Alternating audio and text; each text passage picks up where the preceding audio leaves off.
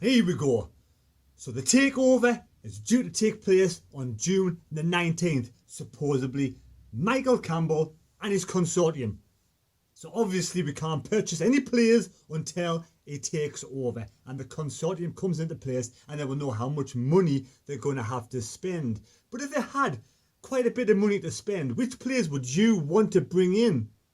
Obviously good players won't want to come into League One, and we can't spend an absolute fortune because of the fair play rules. So which good young players can we bring into this club? We need up and coming young good players who have proven it, possibly in the lower divisions, to come through and to do the job in League One to get us through into the Championship, because we know we've got a good squad, a good solid squad. We need additional players up front, midfield and defence, centre backs with a good right back. Which players would you want in? Leave in the comments below.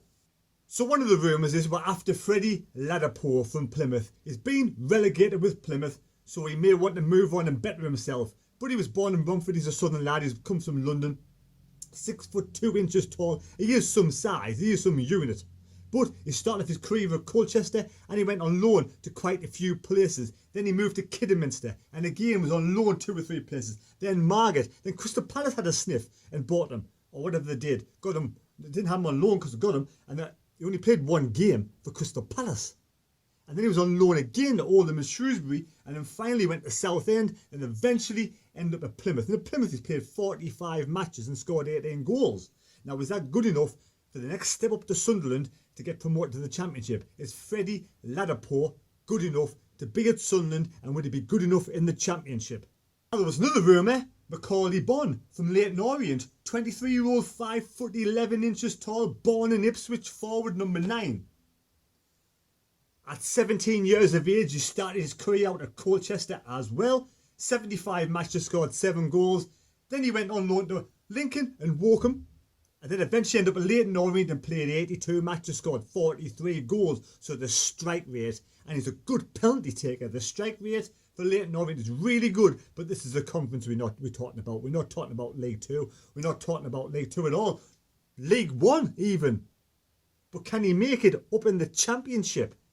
We need players to come in who are going to be good enough in the Championship. Not just League 1 to get us into the Championship, but the Championship. We need to buy players that are going to be improving the squad and improving the team and could be here for a couple of seasons. So is Macaulay Bonne good enough? Someone said the deal was already done. I've heard nothing about this and seen nothing about this. Is it true? I don't know. He was born in Ipswich, but he plays for Zimbabwe. He's played national team. Between the ages of 8 and 14, he was at Ipswich Town. And like I said before, he's a good penalty taker. Now, are these two forwards the kind of forwards that Sunderland need to get at this moment in time? Because we can't spend big. You can't spend big in the League 1 because of the fair play rules. But we need to buy younger players who may improve and take us to the next level. Or do we go the other way around? Do we come from Championship players and bring them down to League 1 who are slightly not hacking it in the Championship itself? Will Grigg was a perfect example. But Will Grigg's been injured ever since he come to Sunderland. He may be a different player next season, a different animal, different beast. The beast, the animal we saw score the goals against Wigan when Max Power was creating the chances for him.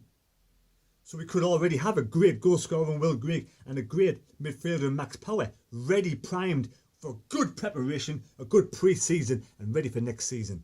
But we've got to build on the squad. Now, which central defenders would you want in? Now, I'm talking about here. Imagine if you lived in a dream world, you had unlimited cash and you had a magic lamp, and you could rub the magic lamp and you could bring a whole new team to Sunderland. Which would be the first Premier League player you would bring to Sunderland Football Club? Virgil van Dijk would be first pick. Absolutely awesome. He would be the captain at Sunderland Football Club. 6'4" tall, 27 years of age, prime of his life, absolute brilliant captain in the making. He commands an excellent, he's one of the best central defenders in the world. The Dutch central defender. 119 appearances in the Premier League, 8 goals, 64 wins, 24 defeats, 45 clean sheets, 73% tackle success. What kind of stats are them? Absolutely awesome. What would you want Sunderland Football Club owners when they come in to change at Sunderland Football Club? What small changes would you want to bring in? For me, So when you go to the match, it's one of the biggest bugbearers out there for me. When you go to the match and you spend hard-earned cash getting transport to and from the match, you know, getting your food, you know, before you go to the match, and then when you get to the match, you pay your £20 to get in, or you've already bought your season tickets. You paid a fortune with a season ticket. Now, for me, when you get to the ground itself, it's food, it's drink, the prices of drink, the prices of pies, the prices of bovril, of hot dogs. It's absolute extortion. We need to get these prices down. There's 46,000 fans for the biggest home match in League One last season. Think of the masses of amount of fans that go through the turnstiles of Sunderland Football Club compared to other places in the league.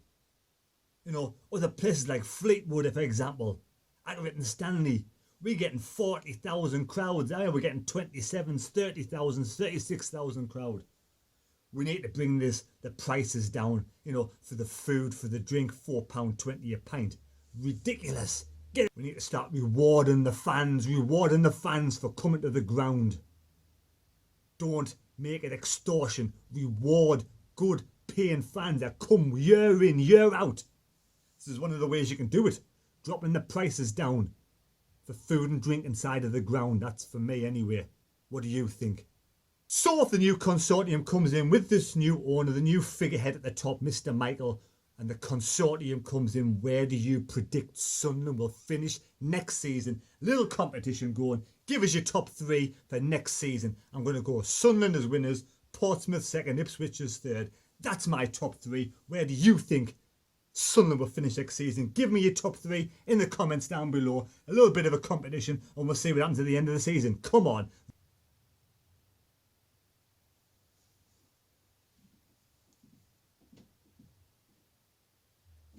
If you liked the video, don't forget to subscribe to the channel, much appreciated. And also, if you want to leave some questions down below, leave a question down below and I'll try and answer it on the next video. And I'll catch you later on in the week. Come on!